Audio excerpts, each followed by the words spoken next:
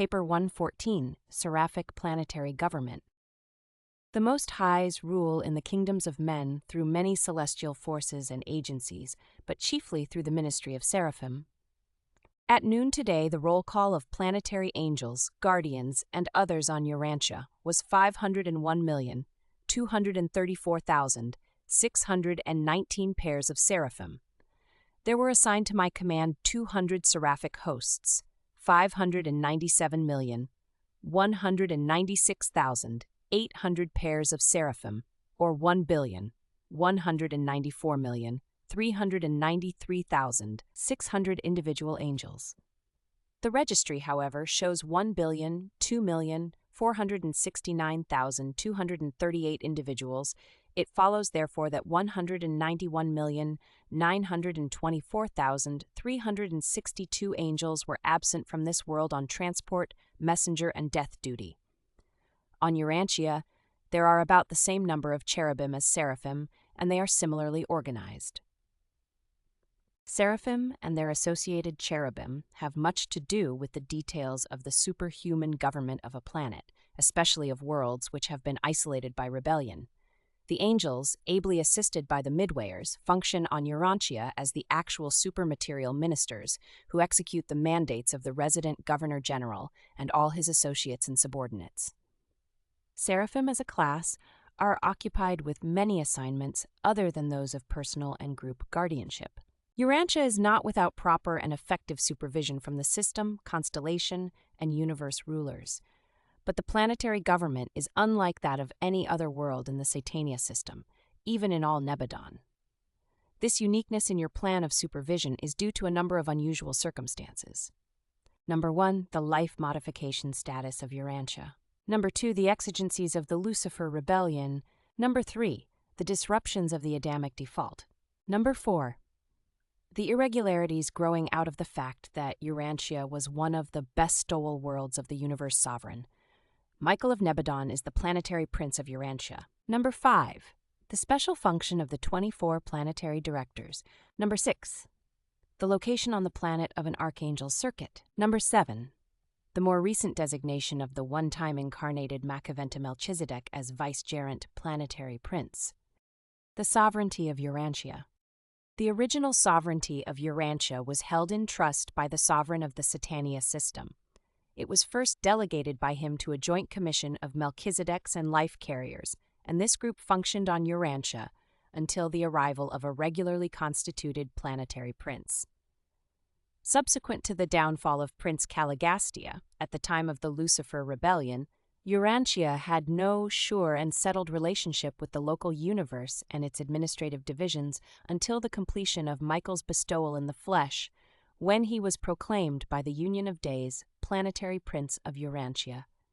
Such a proclamation, in surety and in principle, forever settled the status of your world.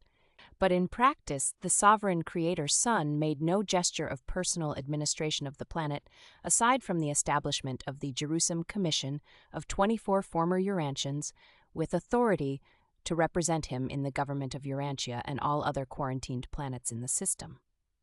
One of this council is now always resident on Urantia as resident governor-general.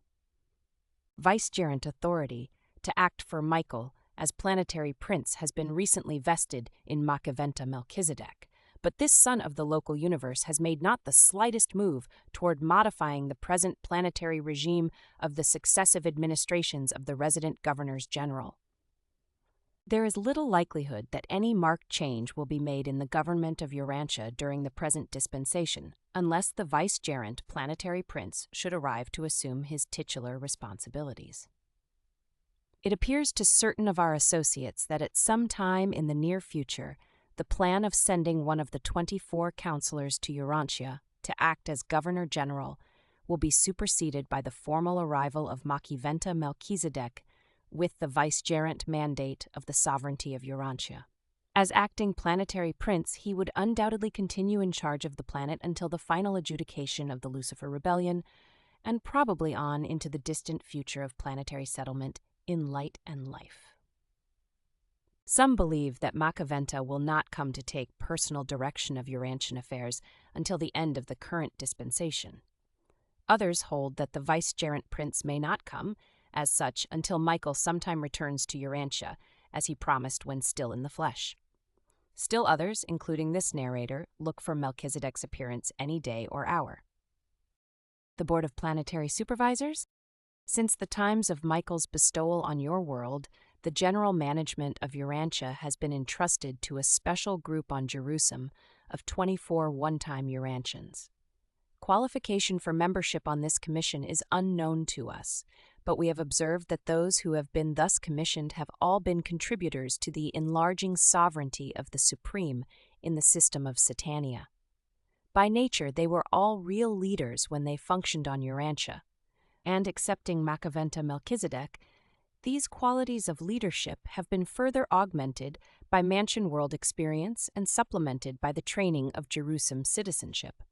Members are nominated to the 24 by the Cabinet of Lanaforge, seconded by the Most Highs of Adentia, approved by the assigned Sentinel of Jerusalem, and appointed by Gabriel of Salvington in accordance with the mandate of Michael. The temporary appointees function just as fully as do the permanent members of this commission of special supervisors. This board of planetary directors is especially concerned with the supervision of those activities on this world which result from the fact that Michael here experienced his terminal bestowal. They are kept in close and immediate touch with Michael by the liaison activities of a certain brilliant evening star, the identical being who attended upon Jesus throughout the mortal bestowal. At the present time, one John, known to you as the Baptist, is chairman of this council when it is in session on Jerusalem. But the ex officio head of this council is the assigned sentinel of Satania, the direct and personal representative of the associate inspector on Salvington and of the supreme executive of Orvanton. The members of this same commission of former Urantians also act as advisory supervisors of the 36 other rebellion-isolated worlds of the system. They perform a very valuable service in keeping Lanaforge, the system's sovereign, in close and sympathetic touch with the affairs of these planets, which still remain more or less under the over-control of the constellation fathers of Melchizedek. These 24 counselors make frequent trips as individuals to each of the quarantined planets, especially to Urantia. Each of the other isolated worlds is advised by similar and varying-sized commissions of its one-time inhabitants, but these other commissions are subordinate to the Urantian group of 24. While the members of the latter commission are thus actively interested in every phase of human progress on each quarantined world in Satania, they are especially and particularly concerned with the welfare and advancement of the mortal races of Urantia, for they immediately and directly supervise the affairs of none of the planets except Urantia. And even here their authority is not complete, excepting in certain domains concerned with mortal survival. No one knows how long these 24 Urantia counselors will continue in their present status, detached from the regular program of universe activities. They will no doubt continue to serve in their present capacities until some change in planetary status ensues, such as the end of a dispensation, the assumption of full authority by Macaventa Melchizedek, the final adjudication of the Lucifer rebellion, or the reappearance of Michael on the world of his final bestowal.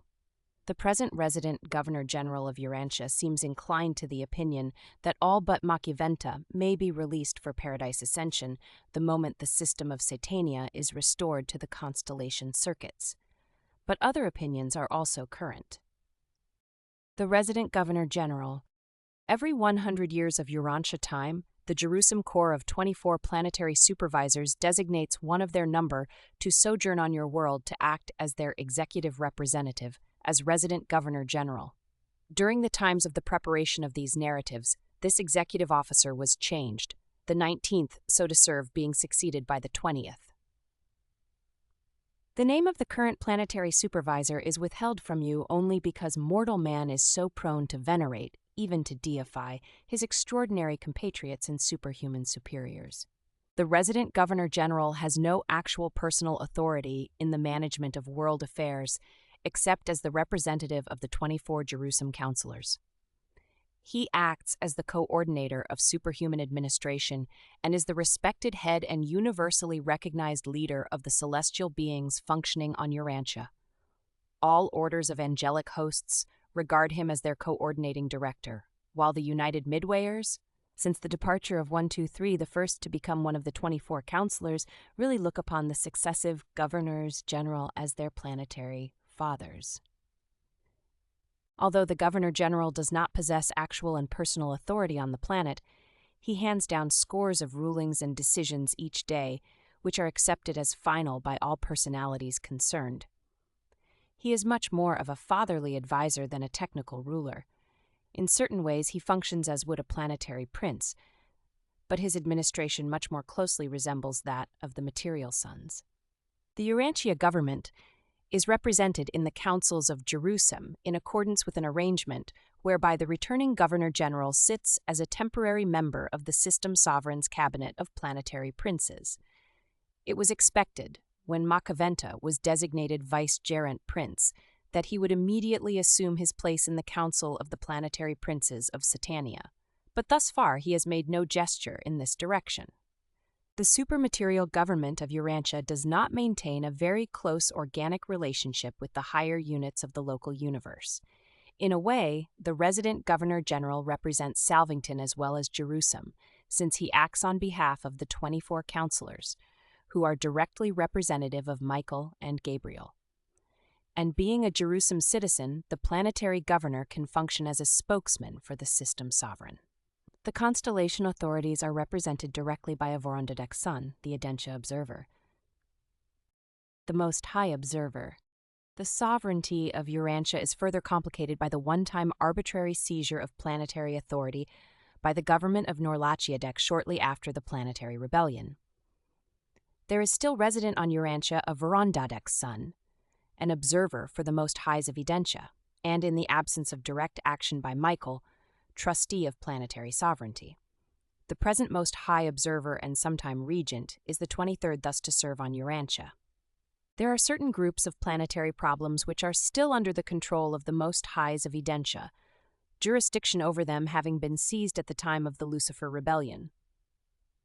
Authority in these matters is exercised by a Vorondadek's son, the Norlachiadek observer, who maintains very close advisory relations with the planetary supervisors.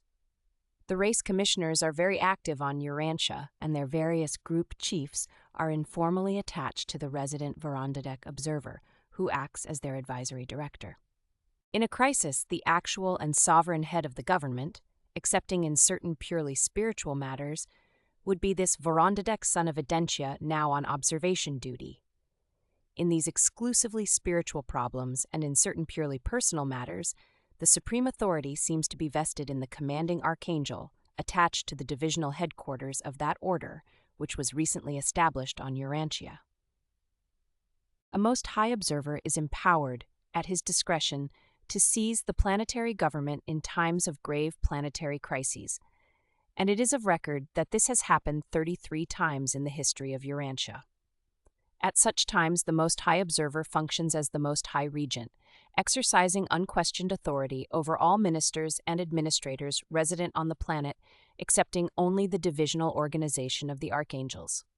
Vorondadek regencies are not peculiar to rebellion-isolated planets, for the Most Highs may intervene at any time in the affairs of the inhabited worlds, interposing the superior wisdom of the constellation rulers in the affairs of the kingdoms of men.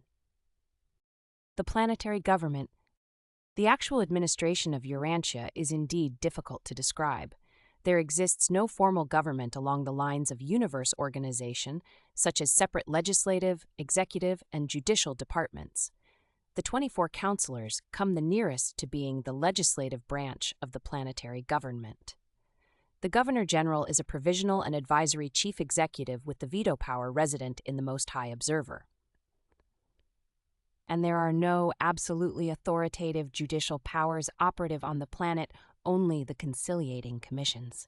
A majority of the problems involving Seraphim and Midwayers are, by mutual consent, decided by the Governor-General, but except when voicing the mandates of the 24 counselors, his rulings are all subject to appeal to conciliating commissions, to local authorities constituted for planetary function, or even to the system sovereign of Satania.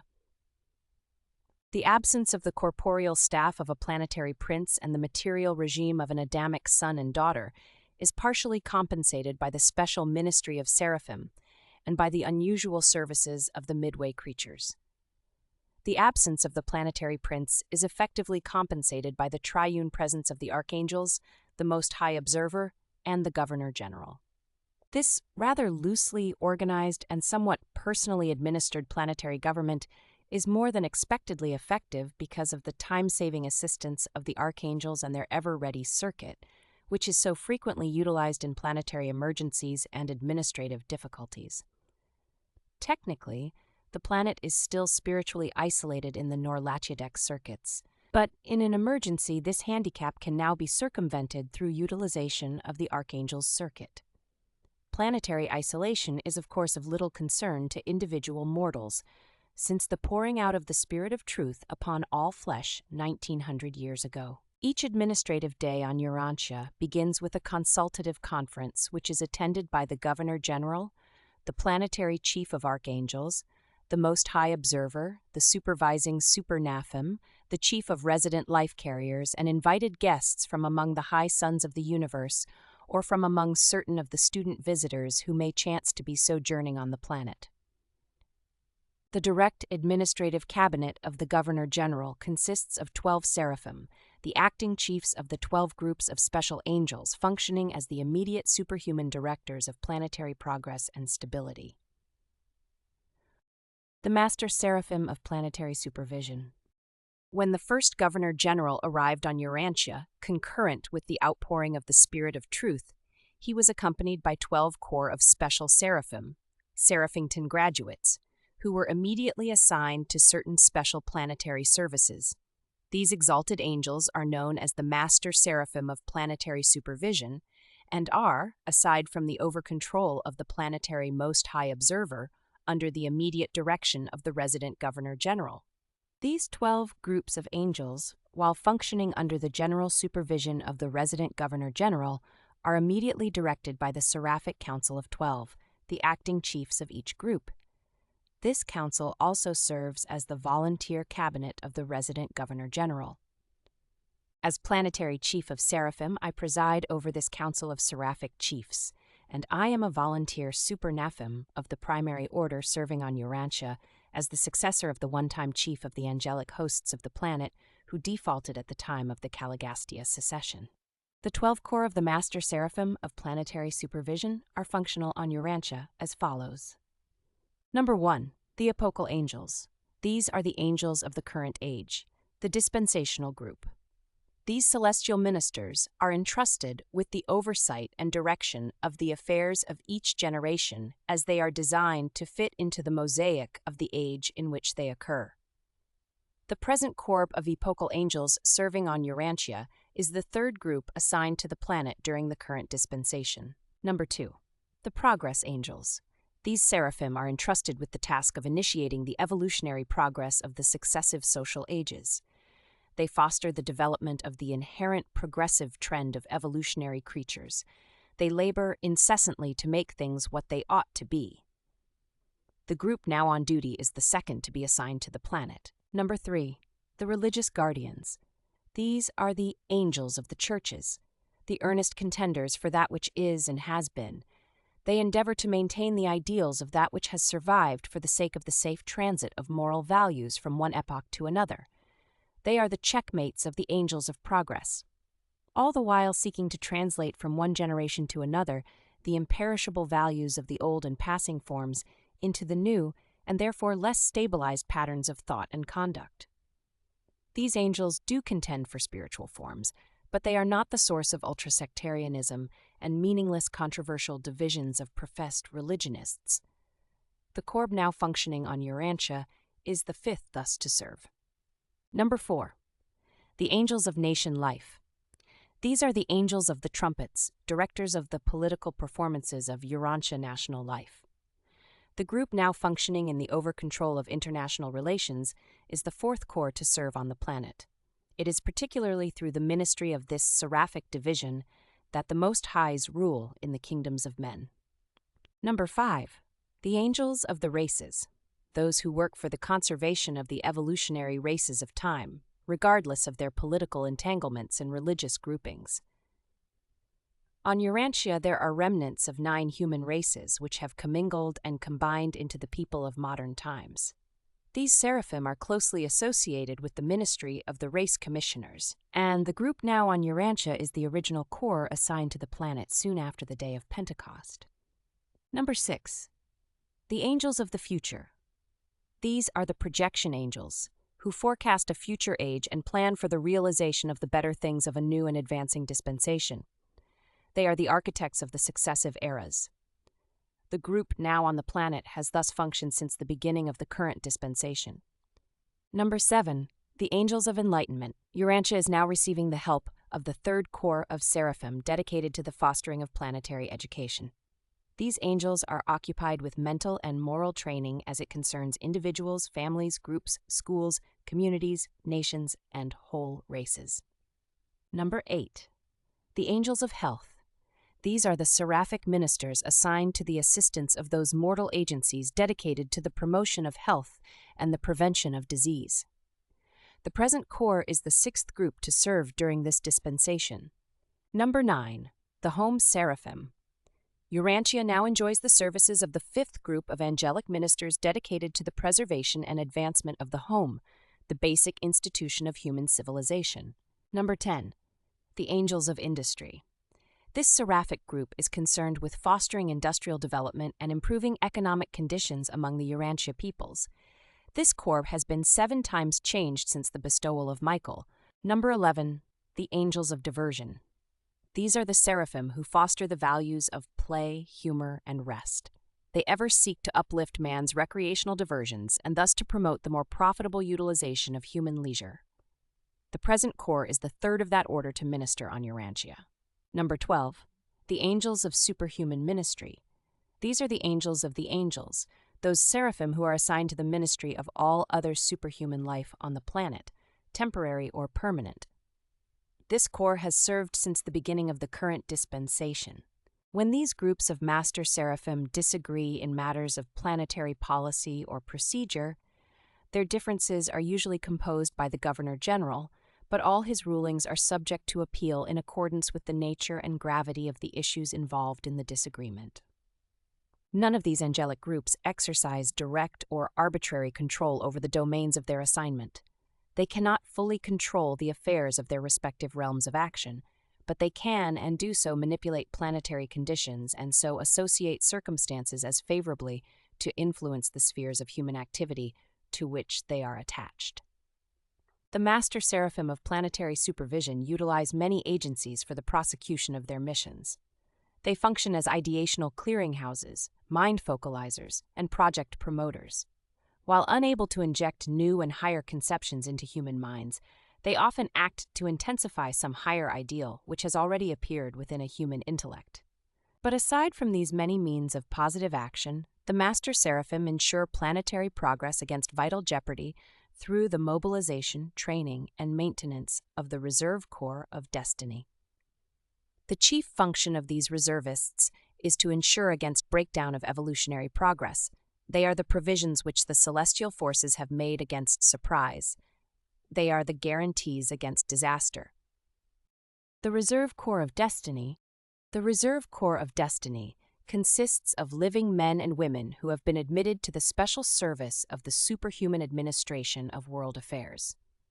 This corps is made up of the men and women of each generation who are chosen by the spirit directors of the realm to assist in the conduct of the ministry of mercy and wisdom to the children of time on the evolutionary worlds. It is the general practice in the conduct of the affairs of the ascension plans to begin this liaison utilization of mortal will creatures immediately they are competent and trustworthy to assume such responsibilities.